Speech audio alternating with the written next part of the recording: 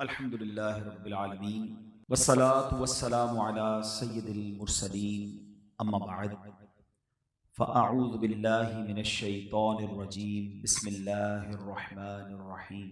پڑھیے الصلاة والسلام علیک یا رسول اللہ وعلی آلک واصحابک یا حبیب اللہ، الصلاة والسلام علیک یا نبی اللہ وعلی آلک واصحابک یا نور اللہ۔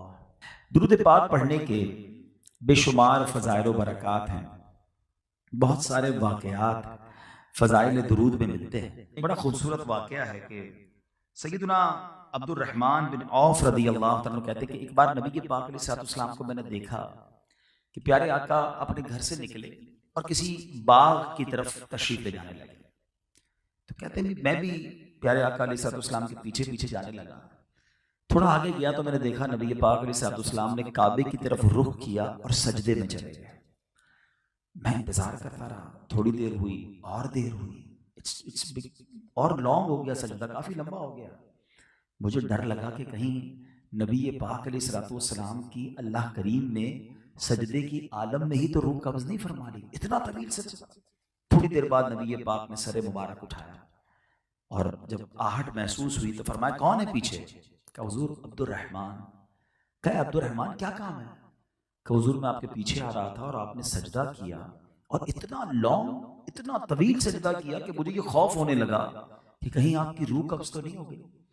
تو اللہ کے حبیب علیہ الصلوۃ والسلام نے جب اپنے صحابی کی یہ بات سنی تو انہوں نے اس کی ریزن بیان کیا کہ کیوں اتنا طویل سجدہ کیا۔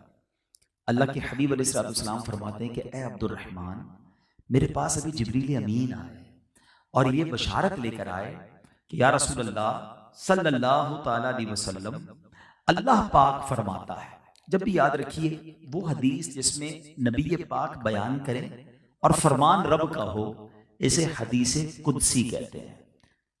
جبریل امین نے کہا کہ حضور رب فرماتا ہے کہ اے محبوب، آپ پر جو درود پڑھے گا میں اس پر رحمت نازل فرماؤں گا، جو آپ پر سلام پڑھے گا میں اس پر سلامتی اتاروں گا۔ اے عبد الرحمن، اتنی بڑی نعمت میرے امتیوں کو ملی، اس نعمت کے شکرانے پر میں نے یہ سجدہ کیا تھا۔ اب ذرا غور کریں، درود کون پڑھے گا؟ امتی۔ رحمت کس پر نازل ہوگی؟ امتی پر، ہمارے آقا علیہ الصلوۃ والسلام۔ اس کا مطلب یہ ہوا کہ رب تو اس امت پر مہربان ہے۔ ہمارے آقا علیہ الصلوۃ والسلام خود ہم سے کتنا پیار کرتے ہیں، وہ ہمارے نبی ان کے ہم امتی، وہ ہمارے نبی ان کے ہم امتی، امتی تیری قسمت پہ لاکھوں سلام۔ یہ کتنی بڑی مہربانی ہے اللہ کی ہم پر کہ ایک درود پڑھیں تو رحمت نازل ہو، سلام پڑھیں تو سلامتی نازل ہو۔ اس سے پتہ یہ چلا کہ آج کل دور بڑا کلیمٹیز کا، پرابلمز کا، ڈیفیکلٹیز کا ہے۔ بیماریاں الگ چل رہی ہیں، وائرس الگ چل رہے ہیں، پرابلمز الگ چل رہے ہیں۔ اگر ہم چاہتے ہیں کہ ہماری سیکیورٹی رہے، اللہ کی رحمتیں ہمارے ساتھ رہیں، تو درود پاک ایک ایسا فارمولہ ہے کہ اگر ہم گھر سے نکلیں درود پڑھتے ہوئے، کام پہ جا رہے ہیں درود پڑھتے رہیں، واپسی میں آئیں تو درود پڑھتے رہیں، فضول باتوں سے اگر اپنے آپ کو بچائیں تو انشاءاللہ آپ اللہ کی رحمتوں کے سائے میں رہیں گے۔ اللہ کی رحمت نازل ہوتی رہے گی تو پرابلمز بھی دور ہو جائیں گی۔ اللہ مجھے بھی درود پاک کثرت سے پڑھنے والا بنائے، آپ کو بھی درود پاک اور زیادہ پڑھنے کی توفیق دے۔ ایک ٹپ بھی دے دیتا ہوں، تقریباً آپ جتنے لوگ ہیں، آپ میں سے کئی لوگوں کو جو واک کرتے ہیں، ٹھیک ہے نا، اپنی صحت کے لیے اچھی چیز ہے، واک کرنی چاہیے، لیکن اگر آپ اپنے واکنگ ٹائم کو درود ٹائم بنا دیں، اپنے واکنگ ٹائم کو ذکر ٹائم بنا دیں، جہاں بھی واک کرتے ہیں، چاہے آپ ٹریڈ مل پہ کرتے ہیں یا کسی پارک میں جا کے کرتے ہیں، جب بھی واک کریں آپ شوز پہنتے ہی ہوں گے، ساتھ ساتھ تسبیح بھی لے لیں۔ اس واکنگ میں اور کیا کرنا ہے آپ نے، لیکن اگر آپ چلتے چلتے درود پڑھ رہے ہیں اس کے دو فائدے ہوں گے۔ ایک تو ایک پرٹیکولر اچھی تعداد میں درود آپ پڑھ لیں گے، دوسرا جدھر جدھر چلتے ہوئے جائیں گے وہ ساری جگہ آپ کے درود پڑھنے کی گواہ بن جائے گی۔ کلمہ پاک بھی پڑھ لیں، اللہ کا ذکر بھی کر لیں، کچھ آپ تعداد طے کر لیں گے، اتنی تسبیح میں نے کلمہ پاک کی پڑھنی ہے، سبحان اللہ کی پڑھنی ہے، الحمدللہ کی پڑھنی، درود کی پڑھنی، 30 minutes 40 minutes what ever time جو آپ واک کر رہے ہیں، اگر اس کو درود ٹائم اور ذکر ٹائم بنا لیں۔ آپ سوچیں ہمارے جو اسلاف تھے نا، وہ بڑے کمال کے لوگ تھے، ان کو احساس تھا زندگی کا کہ یہ ایک ایک سانس، ایک ایک منٹ کتنا قیمتی ہے۔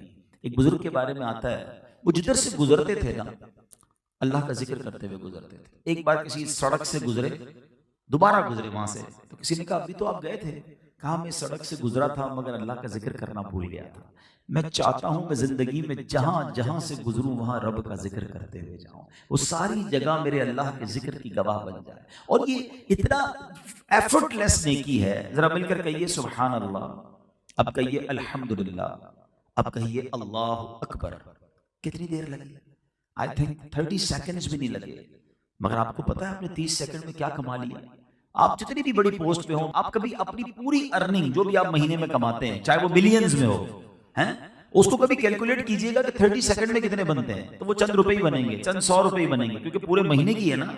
30 سیکنڈز میں بلین بھی چند 100 روپے ہی کماتا ہے، چند ہزار کما لے گا، مگر آپ کو اندازہ ہے آپ نے 30 سیکنڈ میں ابھی کیا کمایا ہے؟ میرے نبی کے سچے وعدے ہیں، جو ایک بار سبحان اللہ کہتا ہے اللہ اس کے لیے جنت میں درخت لگا دیتا ہے، ایک بار الحمدللہ کہے اس کے لیے جنت میں درخت لگ جاتا ہے، ایک بار اللہ اکبر کہے اس کے لیے جنت میں درخت لگ جاتا ہے within seconds۔ اور یقین کریں یہ نیکیاں جب انسان دنیا سے جائے گا نا، پھر اسے ریئلائز ہوگا کہ اللہ دوبارہ بھیج دے، میں اور نیکیاں کرنا چاہتا ہوں۔ جب اس کا اجر دیکھے گا تو فضول باتوں میں، سوشل میڈیا میں گھنٹوں ضائع کر دیتے ہیں۔ تو اپنے پورے دن میں کوئی ٹائم تو رکھیں ایسا کہ کچھ تلاوت کا ٹائم ہو، کچھ ذکر کا ٹائم ہو، کچھ درود کا ٹائم ہو۔ نماز تو پڑھنی ہے، تو انشاءاللہ اگر یہ شیڈول میں آپ نے شامل کر لیا تو یو فیل فریش۔ ہاں آپ دیکھیں گے یہ ذکر و درود آپ کو کتنا ریلیکس کر دے گا۔ اللہ مجھے بھی اپنے اور اپنے حبیب کے ذکر کرنے والی زبان عطا فرمائے اور آپ کو بھی نصیب فرمائے۔ آئیے مل کر ایک بار محبت کے ساتھ درود پاک پڑھ لیں۔ صلو علی الحبیب صلی اللہ تعالی علی محمد صلی اللہ علیہ وسلم۔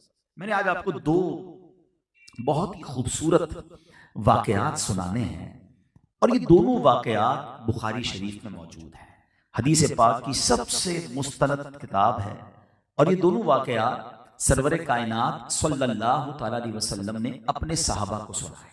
ٹھیک ہے، اچھا یہاں ایک چھوٹا سا کنفیوژن، ایک چھوٹا سا بعض اوقات کچھ لوگ آرگیومنٹ کرتے ہیں کہ جب کوئی عالم دین، جب کوئی واعظ اپنے بیان میں کوئی واقعہ سنائے تو اول تو لوگوں نے سننا نہیں ہوتا، اور سننا ہوتا تو ایک اعتراض ہوتا ہے کہ یار قرآن و حدیث کی بات کرو، کیا واقعات سنا رہے ہیں؟